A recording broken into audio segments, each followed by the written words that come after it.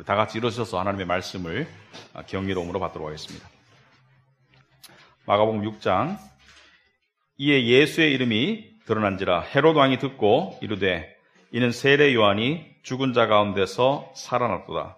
그러므로 이는 이런 능력이 그 속에서 일어나느니라 하고, 어떤 이는 그가 엘리야라 하고, 또 어떤 이는 그가 선지자니 옛 선지자 중에 하나와 같다 하되, 헤롯은 듣고 이르되 내가 목벤 요한 그가 살아났다 하더라. 전에 헤롯이 자기가 동생 빌립의 아내 헤로디아에게 장가든 고로 이 여자를 위하여 사람을 보내어 요한을 잡아 옥에 가두었으니, 이는 요한이 헤롯에게 말하되 동생의 아내를 취한 것이 옳지 않다 하였습니다. 헤로디아가 요한을 원수로 여겨 죽이고자 하였으되 하지 못한 것은 헤롯이 요한을 의롭고 거룩한 사람으로 알고 두려워하며 보호하며 또 그의 말을 들을 때 크게 번민을 하면서도 달갑게 들음이로라. 마침 기회가 좋은 날이 왔으니 곧 헤롯이 자기 생일에 대신들과 천부장들과 갈릴리의 귀인들로 더불어 잔치를 할세. 헤로디아의 딸이 친히 들어와 춤을 추어 헤롯과 그와 함께 앉은 자들을 기쁘게 한지라. 왕이 그 소녀에게 이르되 무엇이든지 내가 원하는 것을 내게 구하라 내가 주리라 하고, 또 맹세하기를 무엇이든지 내가 내게 구하면 내 나라의 절반까지라도 주리라 하거늘. 그가 나가서 그 어머니에게 말하되 내가 무엇을 구하리까? 그 어머니가 이르되 세례 요한의 머리를 구하라 하니, 그가 곧 왕에게 급히 들어가 구하여 이르되 세례 요한의 머리를 소반에 얹어 곧 내게 주기를 원하옵나이다 하니, 왕이 심히 근심하나 자기가 맹세한 것과 그 앉은 자들로 인하여 그를 거절할 수 없는지라. 왕이 곧 시위병 하나를 보내어 요한의 머리를 가져오라 명하니, 그 사람이 나가 옥에서 요한을 목 베어 그 머리를 소반에 얹어다가 그 소녀에게 주니, 소녀가 이것을 그 어머니에게 주니라. 요한의 제자들이 듣고 와서 시체를 가져다가 장사하니라. 아멘. 앉으시기 바랍니다. 우리 기도하겠습니다. 하나님 아버지, 감사합니다. 저희들에게 주의를 허락하시고 또 하나님께서 이 자리에 불러 모아주신 은혜를 감사합니다.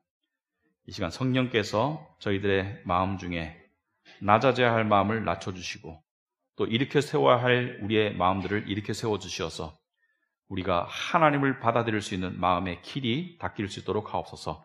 세례 요한이 광야에 외친 것처럼 너희는 주의 길을 예비하라고 하였습니다. 높은 언덕은 낮아지고 낮은 골짜기는 높아져서 탄탄한 대로를 만들어서 주님을 영접하라고 하였습니다. 이 시간 저희들이 그러한 마음으로 하나님의 말씀을 받아들일 때 하나님께서 하늘의 신령한 복으로 우리에게 복 주시기를 간절히 소망합니다. 예수님 이름으로 기도합나이다. 아멘. 네, 오늘 이야기는 여러분 읽어보시면 아시겠지만은 세례 요한이 목이 잘려서 죽는 그런 이야기입니다. 그래서 헤롯 대왕이 세례 요한을 목 자르려 죽이는 그런 내용입니다. 중요한 결정을 했죠.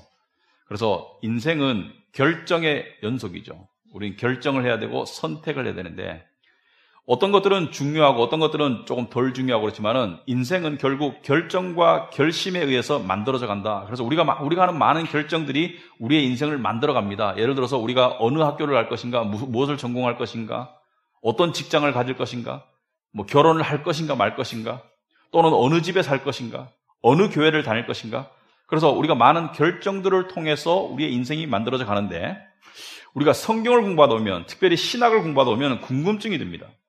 우리가 믿는 신학 가운데 가장 뼈대가 되는 것이 하나님의 절대 주권이죠. 하나님의 절대 주권이라는 것은 하나님께서 모든 것을 주관하신다. 하나님께서 모든 것을 미리 정하셨다. 그런데 인간의 결정과 선택이 어떻게 작용하느냐? 두 가지를 말씀드리고 있습니다. 결론적으로 말하자면은 하나님의 절대 주권은 인간의 결정과 선택을 통해서 역사하신다. 인간의 결정과 선택을 미리 아시는 하나님께서 그것을 통해서 하나님의 절대 주권을 역사하신다. 그런데 이 하나님의 절대 주권과 인간의 선택과 결정과의 사이에 이 선을 딱 그어서 구별짓기가 상당히 곤란합니다. 역사 속에서 수많은 신학자들이 그것을 규명해 보려고 노력했으나 어떤 부류는 이 오류에 빠졌어요. 무지에. 오류에 빠졌습니다. 무식함에. 왜? 하다 보니까 안 됐어요. 어떤 부류는 교만에 빠졌습니다. 왜? 하나님의 절대 주권은 이런 것이야 라고 정의를 확실하게 내렸어요. 그러나 그 어느 것도 만족스러운 결론에 도달하지 못했고 오늘날도 마찬가지입니다. 우리는 하나님을 꿰뚫어 알 수가 없습니다. 하나님께서 보여주시는 큰 그림을 우리가 받아들일 뿐이지 우리는 하나님의 역사를 꿰뚫어 알 수는 없습니다. 하나님의 절대 주권과 인간의 선택이 어떻게 작용하는지를 우리가 분석하고 그것을 정확하게 진단할 수가 없어요. 마치 우리가 우주를 바라보면 우주를 두리뭉실하게 알고 어떤 것들은 알지만 우주를 꿰뚫어 알지 못하죠. 인체도 마찬가지죠. 우리가 인체를 연구하지만 인체를 꿰뚫어 알지 못합니다. 우리 몸속에 수많은 세포와 그 핏줄들이 어떻게 움직이고 작동하는지 알려진 것들은 알 수 있지만 우리가 꿰뚫어 알지 못하지 않습니까? 저는 이렇게 비교하겠습니다. 하나님은 프로 10단이시다. 바둑으로 치면. 우리는 아마추어 바둑 동호가이다. 하나님께서 어떤 수를 두셨는데 우리가 아마추어의 입장에서 이 수가 왜 나왔는지를 이해하고 받아들이기는 하지만 하나님의 다음 수가 바둑판에 어디에 놓일지는 몰라요. 우리는 하나님이 움직여 가시는 큰 바둑판 속에 작은 돌들을 두어 나가지만 우리의 수를 모두 읽으시는 하나님은 우리가 두는 모든 수를 감안하셔서 당신의 묘수를 이루어 가시는 것이 하나님의 절대 주권과 인간의 선택과의 관계입니다. 그럼에도 불구하고 우리 인간의 입장에서는 선택이 중요합니다. 성경은 인간의 결정과 선택의 영역을 보장하는 듯이 이야기하고 있습니다. 예를 들어서 주 예수를 믿으라. 영접하는 자, 곧 그 이름을 믿는 자들에게는 사도행전을 보면은 많은 사람들이 예수를 믿기로 결심하였더라. 그들에게 선택과 결단이 주어진 것처럼 이야기합니다. 왜? 인간의 입장에서 봤을 때는 여전히 우리의 결정과 선택입니다. 하지만 인간의 선택과 결정이 하나님의 절대 주권을 벗어나지 못합니다. 그러므로 여러분에게 주어진 결정과 선택의 과정 속에서는 여러분이 결정하시고 여러분이 선택하시고 그 결과도 여러분이 감당하시는 것이 여러분의 입장에서는 맞습니다.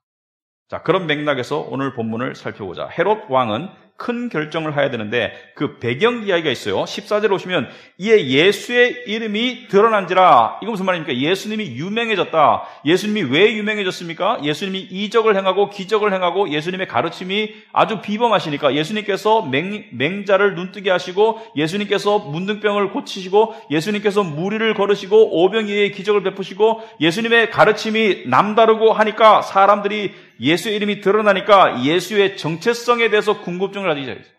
예수가 누구인가? 누구이길래 이런 이적을 행하는 것인가? 누구이기에 이런 기적을 베풀 수 있는 것인가? 누구이기에 이런 생각할 수 없는 비범한 가르침을 하시는 것인가? 그래서 유대인들 중에 세 부류로 나눴어요. 어떤 사람은 이렇게 얘기합니다. 예수가 죽은 세례 요한이 살아서 돌아왔다 이렇게 말합니다. 여기 보시면은 14절에 예수의 이름이 드러나니까 예수가 유명해지니까 헤롯 왕이 듣고 이르되 이는 세례 요한이 죽은 자 가운데서 살아났도다 이렇게 얘기합니다. 세례 요한이 죽은 자 가운데서 살아났다. 또 19절에 보시면은 16절에 보시면은 헤롯은 듣고 이르되 내가 목을 벤 요한 그가 살아났다 이렇게 주장하는 부류가 있고 헤롯을 비롯해서 요한이 살아났다. 조금 더 자세히 설명하겠습니다. 두 번째 부류는 어떤 이는 이르되 15절에 그가 엘리야다. 엘리야는 구약의 BC 9세기에 아합 왕 시절에 이스라엘의 유명한 선지자입니다. 그런데 엘리야가 다시 살아났다. 왜 하필 여러 선지자 중에 엘리야가 살아났다고 말하느냐? 조금 이따 이야기하겠습니다. 그리고 또 어떤 사람들은 그가 선지자니 옛 선지자 중에 하나와 같다 이렇게 얘기합니다. 그래서 세 부류가 있어요. 세 번째 부류가 가장 안전한 것 같아요. 왜냐하면 죽은 사람이 살아났다든지 엘리야가 다시 왔다든지 조금 이렇게 과학적이지 않은 것 같고 옛 선지자 중에 하나인 것 같다 이렇게 여러 가지 이야기를 하고 있는데 과연 어느 답이 정답이냐? 예수는 누구인가? 자, 먼저 인물 정리를 하죠. 여기에 주인공으로 등장하는 헤롯 왕은 누구인가? 여러분, 성경에는 헤롯이라는 이름이 여러 군데 나옵니다. 예수님께서 태어나셨을 때 동방 박사들이 만난 사람이 헤롯 왕입니다. 근데 헤롯 대왕이라고 그래요. 헤롯 왕인데 헤롯 the Great, 헤롯 대왕이라고 합니다. 헤롯 왕을 만났어요. 그래서 헤롯 왕은 예수 메시아를 죽이기 위해서 베들레헴에 있는 어린 아이들을 다 죽여라. 그때 예수는 이미 어머니와 아버지와 함께 애굽으로 이집트로 도망간 사이였어요. 그런데 헤롯 왕이 언제 죽습니까? 헤롯 왕이 예수가 태어난 다음에 죽는데 BC 4년에 죽습니다. 헤롯 대왕이. 그래서 예수는 BC 6년쯤에 태어나시지 않았는가 이렇게 추측합니다. AD 1년이 아니고. 근데 여기 지금 이 본문에 등장하는 세례 요한을 목베어 죽인 이 헤롯 왕은 그 헤롯 대왕의 7번째 아들입니다. 그래서 이름이 안티파스예요. 헤롯 안티파스. 그래서 7번째 왕으로서 헤롯의 뒤를 이어서 갈릴리 지역을 통치하던 왕이었습니다. 그렇다면 엘리야는 왜 등장하느냐? 엘리야는 아까도 말씀드렸듯이 구약의 수많은 선지자 중에 하나였습니다. BC 9세기경에 아합 왕 밑에서 역사했던 선지자 중에 하나였는데 이 선지자에는 독특한 일이 있어요. 이 선지자는 다른 선지자들과 다르게 죽음을 보지 않고 하늘로 들려 올라간 선지자입니다. 여러분, 구약에서 죽음을 겪지 않고 하늘로 간 인물이 두 인물이 있습니다. 하나는 에녹이고 하나는 엘리야 선지자예요. 엘리야가 회오리 바람을 타고 하늘로 올라갑니다. 하늘에서 불병거가 내려오고 회오리 바람을 타고 하늘로 올라갔다. 그래서 엘리야는 죽음을 보지 않고 하늘로 올라간 구약에 나타난 두 사람 중에 한 사람입니다. 그런데 이 엘리야가 왜 등장하느냐? 여러분, 성경책 가장 마지막 책이 무엇이죠? 말라기서죠. 성경은 한마디로 말하면 예언서입니다.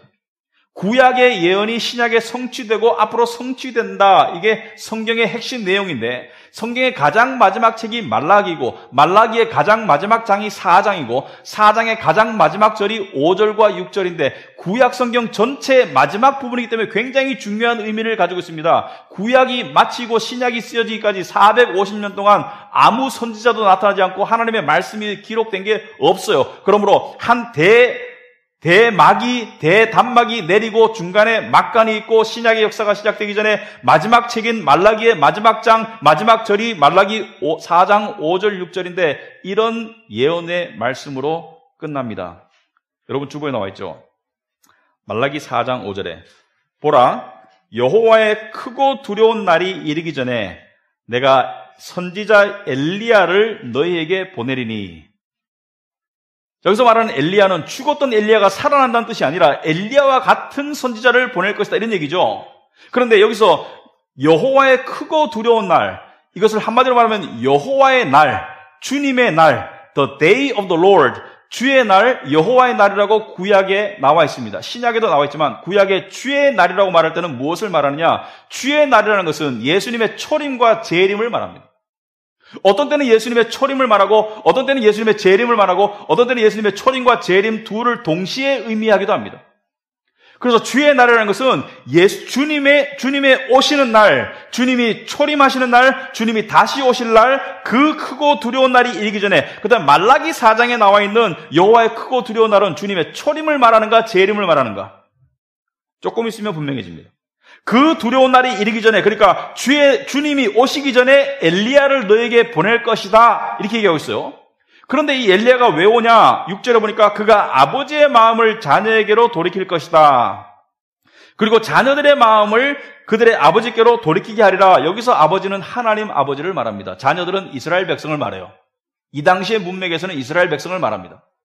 그래서 아버지의 마음을 자녀에게로 돌이키고 자녀들의 마음을 아버지로 돌이킬 것이다. 무엇을 말합니까? 하나님과 원수되었던 이스라엘, 죄로 원수되었던, 우상숭배로 원수되었던 자들의 마음을 다시 되돌려서 화합하게 할 것이다. 그 메시지를 가지고 올 것이다. 그래서 이 엘리야가 누구죠? 여러분, 이 엘리야가 왔습니까? 다시? 성경은 예언이고 성취죠. 성경은 논리적이고 성경은 역사적입니다. 저는 성경을 좋아합니다. 저는 불교 믿는 중학교를 다녔기 때문에 불경도 읽어봤어요. 형이상학적인 뜬구름 잡는 이야기를 읽어봤습니다. 그리고 그 안에 어떤 의미가 있기도 해요. 하지만 그것을 받아들이기가 곤란합니다. 왜? 논리적이지 않기 때문에. 그러나 성경은 너무나 논리적이고 너무나 과학적이고 너무나 조직적이고 너무나 역사적이에요. 왜? 한다, 합니다. 그렇게 할 것이다, 이루어집니다. 엘리야를 보낼 것이다. 그가 아버지의 마음을 자녀들에게, 자녀들의 마음을 아버지에게 되돌릴 것이다. 마태복음 11장 11절에 예수님께서 직접 말씀하셨어요. 내가 진실로 너에게 말하노니 여자가 낳은 자 중에 세례 요한보다 큰 이가 일어남이 없도다. 그러나 천국에서는 극히 작은 자라도 그보다 크니라. 자, 지금 세례 요한을 뭐라고 말합니까? 여자가 낳은 자 중에 가장 위대한 자다. 가장 위대한 인물을 띠고 태어났다. 엘리야의 버금가는 엘리야를 능가하는 사명과 소명을 가지고 왔는데 14절에 만일 너희가 즐겨 받을진대 오리라 한 엘리야가 곧 이 사람이니라. 바로 세례 요한이 말라기서에 나와 있는 하나님께서 주의 날이 이르기 전에 보낸다고 한 그 선지자 엘리야입니다. 그러므로 말라기 4장 마지막에 나와 있는 주의 날은 예수님의 초림을 의미합니다. 예수님의 초림 이전에, 예수님이 오시기 전에 엘리야가 와가지고 한 말이 무엇입니까? 회개하라, 천국이 가까이 왔느니라. 회개하라. 죄를 회개하고 천국이 가까이 왔다. 천국의 왕이 이 땅에 오셨다. 예수를 소개하는 인물을 띠고 왔죠. 그러니까 엘리야의 그러한 직분으로 와서 세례 요한은 아버지의 마음을 자녀들에게 돌리고 어떻게 회개의 기회를 열어줌으로써 자녀들에게 아버지에게 다가갈 수 있는 기회를 줬습니다. 어떻게 회개와 믿음을 통해서 그렇게 했었어요. 그러나 자녀들이 마음을 돌이켰습니까? 안 돌이켰습니까? 돌이켰습니까? 안 돌이켰습니까? 6절에 보시면은 6절 중간에 말라기서 지금 말씀하시는 거예요. 말라기서 4장 6절에 돌이키지 아니하면 두렵건대 내가 와서, 여기서 나는 누구죠? 내가 와서 저주로 그 땅을 칠까 하노라. 하나님께서 저주로 그 땅, 여기서 말하는 그 땅은 어느 땅을 말합니까? 이스라엘, 그 중에서도 예루살렘. 그래서 이 결과, 마음을 돌이키지 않은 결과, 역사 속에서 어떤 일이 일어났습니까? AD 70년에 네로 황제 시대 때 로마의 병사들이 예루살렘을 에워싸고 수년간을 공격하다가 예루살렘을 함락시키고 AD 70년에 예루살렘에 있던 유대인들 110만 명을 남녀노소를 불구하고 다 학살합니다. 그리고 9만 7천 명을 잡아서 노예로 삼아버려요. 그 안에 있던 유대인은 다 죽었어요. 그래서 예수님께서 이 땅을 떠나시기 전에, 십자가에 죽으시기 전에 예수님께서 미래 예언을 하는데 중복 예언을 하십니다. 마지막 말세 예언도 하시지만 이 AD 70년을 예언하시면서 뭐라 그래요? 성 밖에 있는 자들은 성 안으로 들어오지 마라. 그날에 아이벤 자들이 힘들 것이다. 왜? 도망가기 힘드니까. 성 밖에 있거든 절대로 성 안으로 들어오지 마라. 예루살렘 성 안에 학살이 있을 것이다. 예수님을 죽이고 난 다음에 40년 뒤에 이 일이 일어났습니다. 그 당시 유대인의 인구가, 전 세계적으로 흩어져 있는 유대인 인구가 400만 명쯤 되기 때문에 유대인 4명 중 1명이 학살을 당한 거예요. 왜? 마음을 돌이키지 않았기 때문에. 우리는 지금 어떤 시대를 살고 있습니까? 하나님께 마음을 돌이키지 않으면 이제 예루살렘이 아니라 전 세계에 하나님의 심판이 임하는 그러한 시대를 살아가고 있습니다. 그래서 그 인물을 띠고, 그 중요한 인물을 띠고, 그 광야의 길을 예비하라고, 주님의 길을 예비하라고, 회개하라고 그 메시지를 가지고 온 세례 요한을 예수님께서는 여자에게서 난 자 중에 가장 귀한 자이다, 가장 큰 자이다. 무슨 말입니까? 하나님이 가장 크게 귀하게 쓰시는 자이다. 그래서 어떻게 죽었나요? 어떻게 죽었습니까? 오늘 본문에 보면 어떻게 죽었습니까? 소위 말해서 세상적으로 오면은 개죽음이죠. 개죽음. 여러분, 개죽음이 뭔지 아세요? 개죽음이라는 단어가 왜 나온지 아십니까? 여기 20, 30대는 모르실 거예요. 여기 개고기를 조금 좋아하시는 나이 드신 분은 압니다. 옛날에 개를 어떻게 죽였죠? 개를 나무에 매달아가지고 몽둥이로 후려 팼어요. 왜? 육질이 부드러우라고. 그럼 개고기가 맛있다고. 그래서 피를 토하면서 매맞아가면서 몇 시간을 매달아 놓은 개가 죽잖아요. 그러면 불에 그슬렸습니다. 털을 태운다고. 그게 개 죽음이에요. 여러분, 세상적으로, 인간적으로 봤을 때는 요한은 30살이 안 되는 젊은 나이에, 요한은 예수님보다 몇 개월 앞서 태어났습니다. 30살이 안 된 젊은 나이에 하나님의 진리를 선포하다가 감옥에 gat혀서, 그것도 여자의 계략에, 나중에 보겠죠. 여자의 계략에 의해서 목이 잘려 죽습니다. 하루아침에 목이 잘려 죽어요. 여러분, 세상적으로 봤으면 개죽음입니다. 세상적으로 봤으면은, 아이고, 젊은 나이에 그냥 일찍 간 거예요. 여기서 우리는 중요한 것을 두 개 깨달아야 됩니다. 세상적으로 볼 때 믿음 좋은 사람에게도 불행이 생깁니까? 그러나 두 번째로 그게 불행입니까? 진정한 의미에서? 여러분, 세례 요한의 입장에 한번 대보세요. 여러분이 세례 요한이다. 세례 요한의 주변의 사람들은 아이고 저 젊은 청년이 바른 소리 하다가 감옥살이 하다가 목 잘려 죽었네. 젊은 나이에 광야에서 메뚜기 잡아먹고 바위에서 꿀 따먹고 소위 요즘 말로 말하면 장가도 못 가고 젊은 사람이 그냥 죽어버렸네. 참 비참하네. 하지만 세례 요한이 천국 가가지고 자기를 비참하게 여길까요?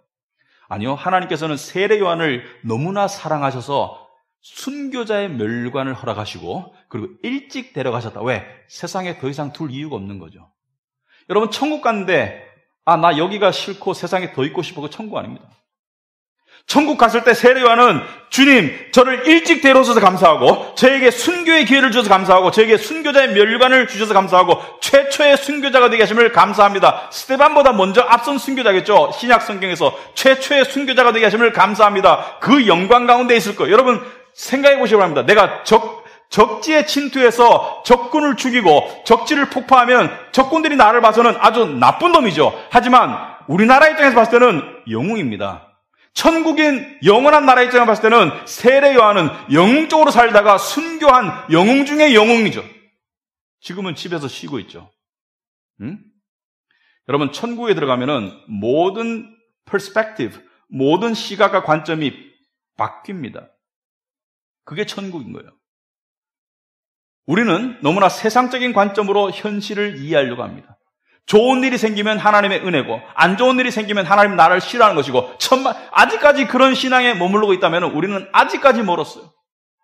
물론 하나님을 잘 믿는 사람에게도 세상적으로 좋은 일이 있을 수도 있습니다만은 세상에서 좋은 일이 하나님의 축복이고 인정이라고 생각한다면 예수도 인정 못 받았고 사도 바울도 인정 못 받았고 세례 요한도 인정 못 받았죠. 하지만 그렇게 보는 시각은 성경적입니까? 아닙니까?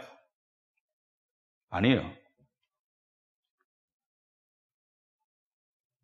18세기에 영국의 목사 가정이 그 당시에는 영국 사람이 유럽에 가서도 사역하고 유럽 사람이 영국 가서도 사역하고 그럴 시대입니다. 사역을 하다가 아내와 4명의 자녀가 먼저 영국으로 휴가를 떠납니다. 그런데 휴가를 가다가 그 배가 유럽과 영국 사이에서 가라앉아 버려요. 그 소식이 목사님에게 전해집니다. 당신 아내와 당신 자녀 4명이 가다가 다 물에 빠져 죽었다. 그 다음 주에 그것을 모르는 성도들이 목사님한테 물어옵니다. 목사님 소식 들은 거 있습니까? 가족들 안전하게 잘 도착했습니까? 목사님이 설교 전에 답을 합니다. 여러분의 기도 덕분에 그들은 영원한 집에 안전하게 도착했다고 들었습니다. 관점의 차이죠. 우리는 죽으나 죽지 않는 사람입니다. 우리는 이 세상이 우리의 전부가 아닌 사람들이에요. 자, 그런데 헤롯은 요한을 왜 죽였나? 이제 이 본문의 이야기 들어갑시다. 17절에 전에 헤롯이 자기 동생 빌립의 아내 헤로디아에게 장가든 거로 이 여자를 위하여 사람을 보내어 요한을 잡아오게 가두었으니, 자, 헤로디아가 요한을 싫어했어요. 여자가 헤로디아는 누구냐? 헤롯 왕이 헤롯 대왕의 7번째 아들 헤롯 안티파스인데요. 이 헤롯 빌립이라고 자기 이복 동생, 아버지는 헤롯 대왕이지만 어머니 배가 다른 이복 동생의 아내가 헤로디아입니다. 그래서 헤로디아랑 간통을 하게 됐어요. 어느 파티에 갔다가. 그래서 둘 다 이혼하고 재혼합니다. 율법에 의하면은 돌 맞아 죽어야 돼요. 이때 헤롯 안티파스, 헤롯 왕은 결혼한 지 20년이 넘었는데 20년 넘은 자기 아내를 이혼하고 헤로디아에게도 헤롯 빌립과 이혼하도록 만들고, 그래서 이 여자를 자기의 아내로 삼았다. 그래서 요한이 거기에 대해서 시비를 걸어요. 18절에 이는 요한이 헤롯에게 말하되 동생의 아내를 취한 것이 옳지 않다라고 공개적으로 세례 요한이 꾸짖으니까, 19절에 헤로디아가 요한을 원수로 여겨 죽이고자 하였을 때 하지 못한 것은, 헤로디아는 요한을 싫어하고 죽이려고 하는데 왜 못 죽였냐? 헤롯이 요한을 보호했습니다. 헤롯이 의롭고, 20절에 헤롯이 요한을 의롭고 거룩한 사람으로 알았다. 의롭고 거룩한 사람으로 알았고 두려워하였어요. 헤롯을. 왜? 하나님의 선지자니까 두려워하였습니다. 그리고 보호하였고요. 또 그의 말을 들을 때 크게 번민을 하면서도 달갑게 여겼다. 이렇게 나왔는데 헤로디아는 요한을 죽이려고 했지만 헤롯은 요한이 의롭고 거룩하고 하나님의 선지자였기 때문에 두려워하고 그를 보호하기 위해서 사실 감옥에 가둬놓은 거죠. 왜? 감옥에 가둬놓으면 자객을 보내서 죽일 수 없으니까. 근데 그러던 어느 날 헤로디아에게 좋은 기회가 찾아옵니다. 21절 오면 마침 기회가 좋은 날이 왔으니 무슨 기회? 요한을 죽일 수 있는 기회. 누구에게 좋은 기회? 헤로디아에게 좋은 기회. 헤로디아에게 요한을 죽일 수 있는, 눈에 가시 같은 요한을 죽일 수 있는 그 기회가 왔어요. 어떤 날이냐? 헤롯이 자기 생일날 많은 대신들과 천부장들과 갈릴리 귀인들로 더불어 잔치를 하고 있습니다. 이게 무슨 날이냐? 정부 관료들과 그 다음에 군대 대장들, 천부장들, 군대 대장들과 그리고 지역의 유지들, 지역의 부자들, 지역에 영향 있는 사람들을 데려다가 잔치를 베풀고 있는데 잔치에 술을 마시고 취해 있을 때 여자는, 특히 사악한 여자는 기회를 알아요. 헤로디아는 지금 기회를 압니다. 헤로디아는 어떻게 하면 남편을 조종할 줄 알아요. 그때 자기의 딸, 아마도 전 남편과의 딸이겠죠. 자기의 딸을 그 파티장에 보내서 춤추도록 만듭니다. 22절에 헤로디아의 딸이 친히 들어와 춤을 추어 헤롯과 그와 함께 앉은 자들을 기쁘게 앉으라. 여기 무슨 춤을 췄을까요, 여러분? 상상해 보시면 압니다. 색동옷 입고 춤췄을까요? 아니요. 이 당시의 로마는 굉장히 음란한 문화입니다. 그리고 남자들이 모이는 자리에서 여자가 춤춘다는 것은 성적으로 아주 음란한 춤을 춘 거죠. 그런데 왕이 이것을 보고 기뻐해서 그 소녀에게 이르되 무엇이든지 네가 원하는 것을 내게 구하라, 내가 주리라 하고 또 맹세하기를 무엇인지 내가 내게 구하면 내 나라의 절반까지도 주리라. 내 나라의 절반까지도 주리라는 것은 고대 사회의 어떤 하나의 그 은유적인 표현으로서 네가 말하는 것은 다 들어줄게. 네가 말하는 것은 다 들어줄게. 내 나라의 절반까지도 줄 것이다. 절반 이상은 왕의 몫이니까 내 나라의 절반까지도 줄 것이다. 그렇게 맹세를 해버려요. 술 취하니까 사람이 멍청해지는 것이죠. 헤로디아는 이걸 아는 거예요. 24절에 그가 나가서 그 어머니에게 말하되 내가 무엇을 구하리이까? 그 어머니가 이르되 세례 요한의 머리를 구하라. 이게 원래 목적이죠.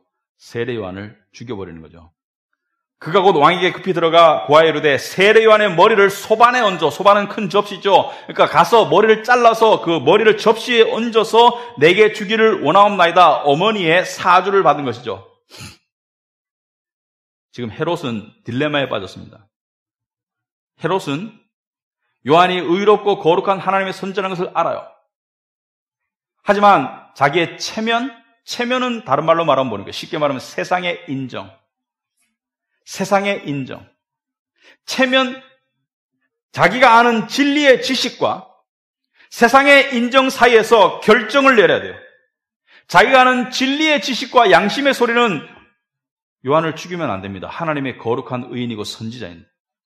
하지만 지금 앞에 있는 사람들, 앞에 있는 손님들, 정부의 관료들, 자기 밑에 있는 대장들, 그리고 주위의 지인들, 주위의 유지들이 와 있기 때문에 이들 앞에서 자기의 체면을 살리기 위해서는 자기의 맹세대로 해야 하는데 지금 어떤 결정을 내립니까? 27절에 왕이 곧 시병 하나를 보내어 요한의 머리를 가져오라 명하니 그 사람이 나가 옥에서 요한을 목베어 그 머리를 소반에 얹어다가 소녀에게 주니 소녀가 그것을 그 어머니에게 주니라. 요한의 제자들이 와서 시체를 가져다가 장사하니라. 여러분 여기서 우리는 좀 헷갈리는 부분이 있어요. 앞에 20절 끝에 오면은 20절에 보시면은 요한을 헤롯은 의롭고 거룩한 사람으로 알았고 또 두려워했고 보호하기를 원했고 또 그의 말을 들을 때 달갑게 여겼다, 기쁘게 듣기까지 했어요.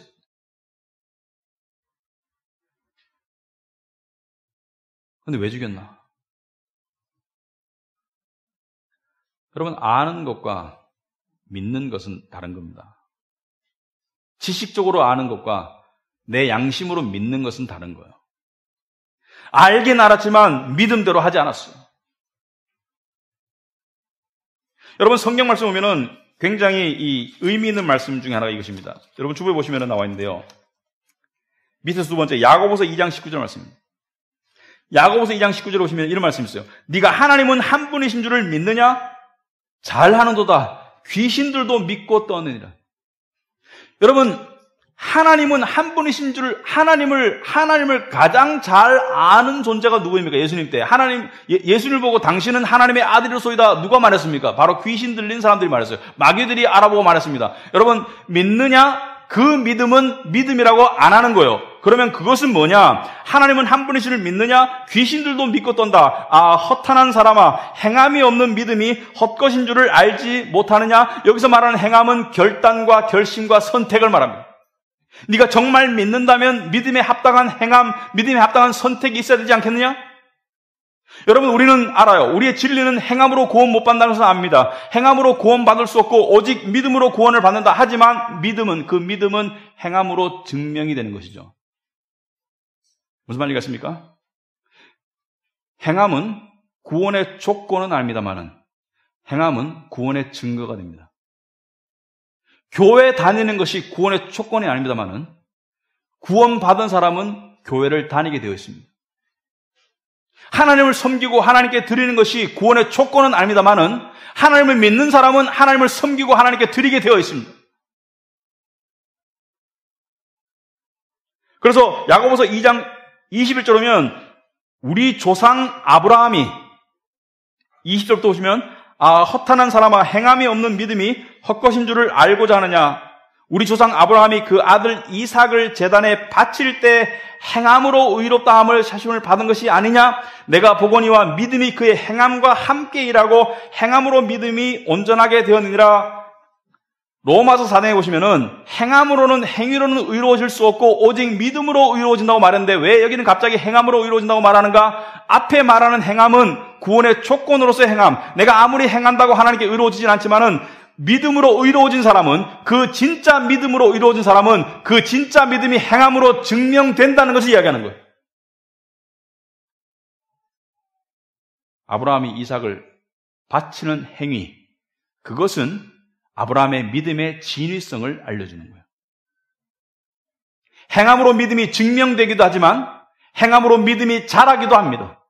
진짜 믿음을 가진 사람은 행함을 통해서 자라는 거예요. 그 믿음이 강해지는 겁니다. 믿음이 확신이 생기는 거예요. 그래서 이런 사람이 있습니다. 구원의 교리를 알아요. 오직 은혜로 구원받고 믿음으로 구원받고 행함으로 구원받는 것이 아니다. 그럼으로써 나는 구원받았다고 예수를 믿고 그리고 지멋대로 살아갑니다. 그러나 구원받았다고 그래요. 그때 말하는 구원은 착각입니다. 왜? 열매 없는 믿음은 진짜 믿음이 아니에요. 그렇게 계속 살 수 있는 사람은 자기 혼자 착각하고 있는 거예요.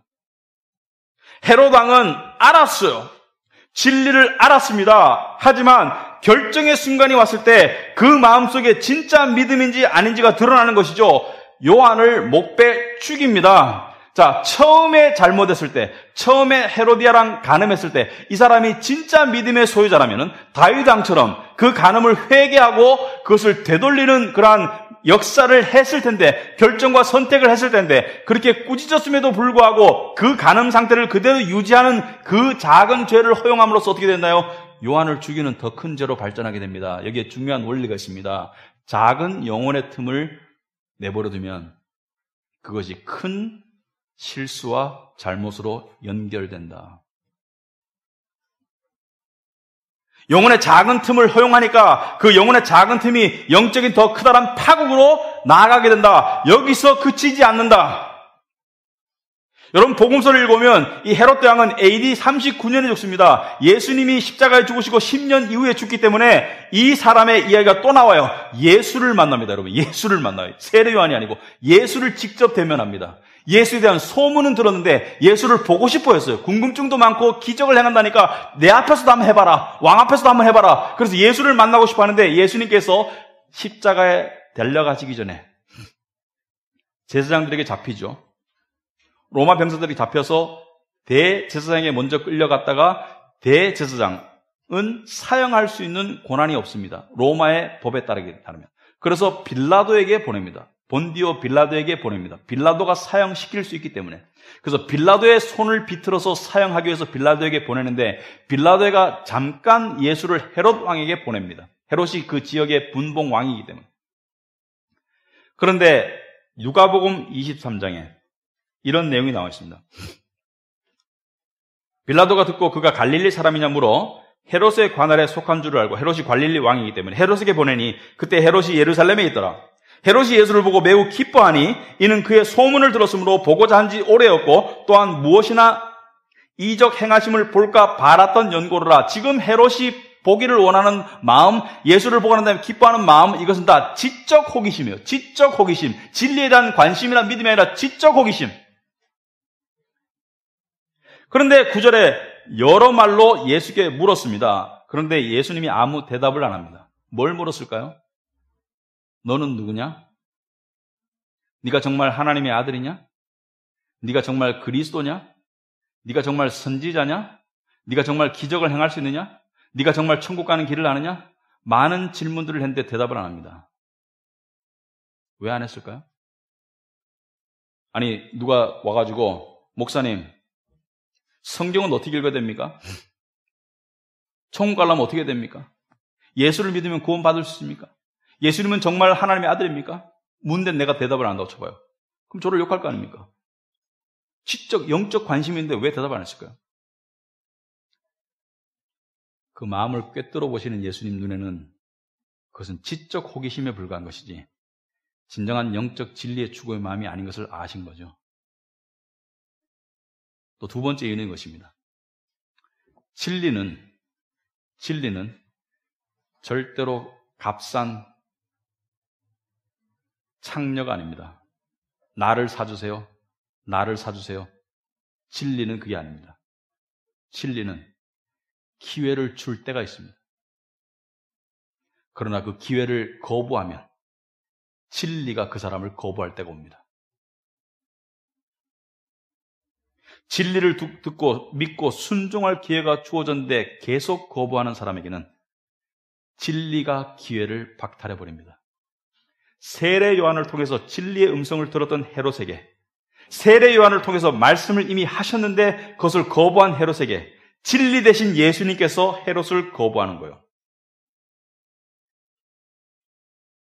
인간은 진리를 받아들일 수 있는 기회가 주어집니다. 하지만 그 기회를 계속 거부하면 나중에 진리의 문이 닫히게 됩니다. 여러분 교회 나오면요, 이걸 생각해 보세요. 진리를 모를 때는 결단을 할 필요가 없습니다. 그러나 진리를 들어버리면 결단이 당연히 요구되는 거예요. 예수가 구원자이고 예수가 하나님이시고 예수 믿는 것만을 통해서 천국 가는 길이 있고 아니면 다 지옥 간다는 진리를 들으면 둘 중에 하나의 선택밖에 없습니다. 그것을 믿고 받아들이든지 아니면 그것을 거부하고 팽개치든지. 나는 그냥 중간에 어정쩡한 상태로 남아있을 거야. 그 중간에 어정쩡한 상태는 당연히 거부로 귀결됩니다. 그러므로 진리를 듣는 순간, 그 순간부터 일정 기간은 진리를 받아들일 건지 아니면 진리를 거부할 건지 둘 중에 하나 결판이 납니다. 제가 목회를 한 지 오래 안 됐지만 해보니까 진리를 들은 사람 중에서 계속적으로 중간적인 입장에 남아있을 수가 없더라고요. 중간에 그 진리를 받아들이는 믿음으로 나오든지 아니면 교회를 떠납니다. 안타깝죠. 하지만 제가 할 수 있는 길은 없습니다. 진리를 거부하는 자는 진리에게 거부당할 거고, 진리를 조롱하는 자는 진리의 두려움을 맛볼 겁니다. 진리를 핍박하는 자는 진리의 심판을 받을 것입니다. 우리 한 가지 생각해 봐야 될 것입니다. 진리를 아는 것과 진리를 믿는 것은 엄연히 달라요. 교회 안에 많은 사람들이 기본적인 진리를 압니다. 그러나 얼마나 많은 사람이 그 진리를 믿을까요? 예수님이 십자가에서 나의 죄를 위해 죽었다라고 고백하는 사람은 거의 대부분이지만 그 진리를 정말로 믿는 사람은 얼마일까요?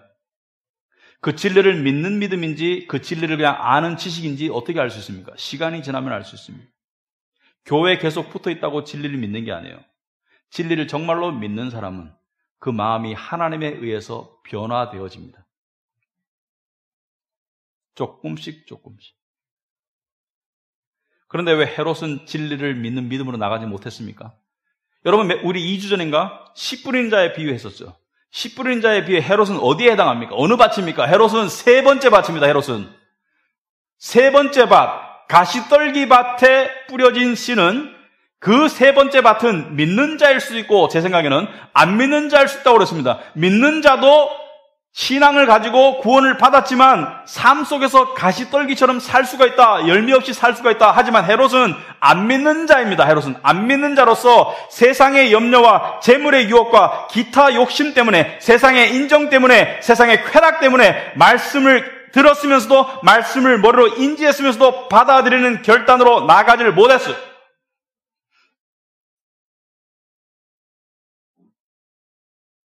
여러분, 진리는 언제 받아들여야 됩니까?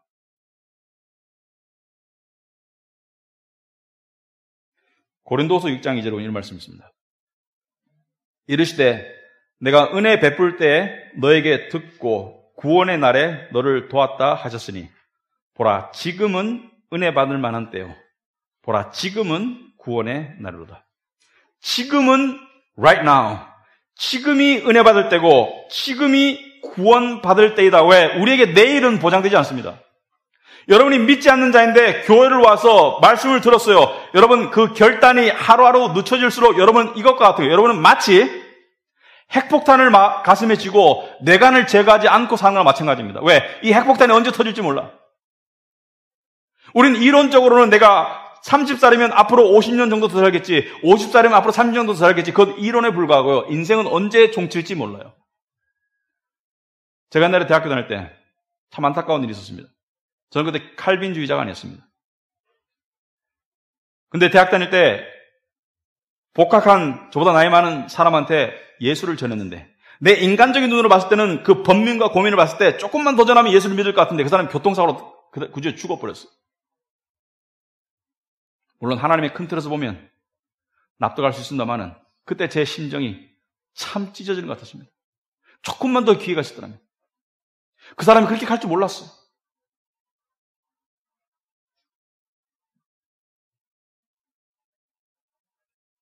예수를 믿는 여러분, 우리는 우리의 수많은 결단과 우리의 수많은 결정과 우리의 수많은 선택 속에는 진리의 요소가 들어가 있습니까? 여러분은 여러분의 자녀를 교회를 충실히 다니게 하는 것이 더 중요합니까? 아니면 세상적인 성공이 더 중요합니까? 세상적인 성공을 팽개치라는 게 아닙니다. 애들이 세상에서 살아가야 되죠. 자기의 몫을 해마가 살아가야 되죠. 하지만 그것보다 성경적으로 하나님을 더 아는 것이 더 중요해서 그러한 선택과 그러한 결단 쪽으로 나아가고 있습니까?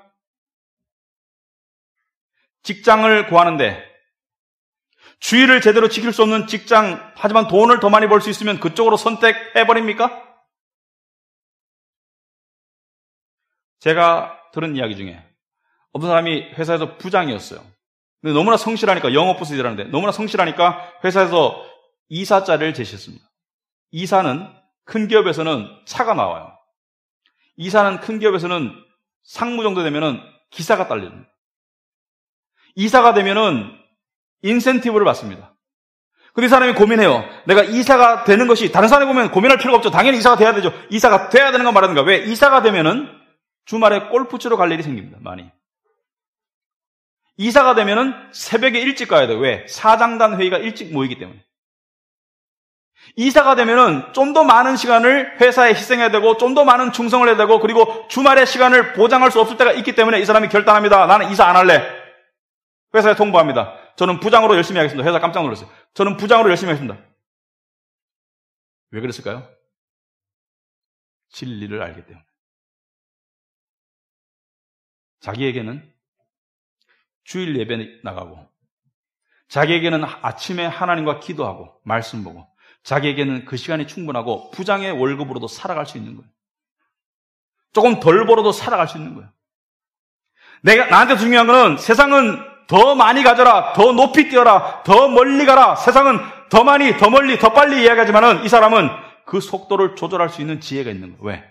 나에게 더 멀리, 더 많이, 더 높이보다 더 중요한 것은 진리이다. 아멘? 아멘? 진리인 것입니다. 우리에게 더 중요한 건 진리인 거예요. 더 많이, 더 높이, 더 멀리는 우리를 살리지 못합니다.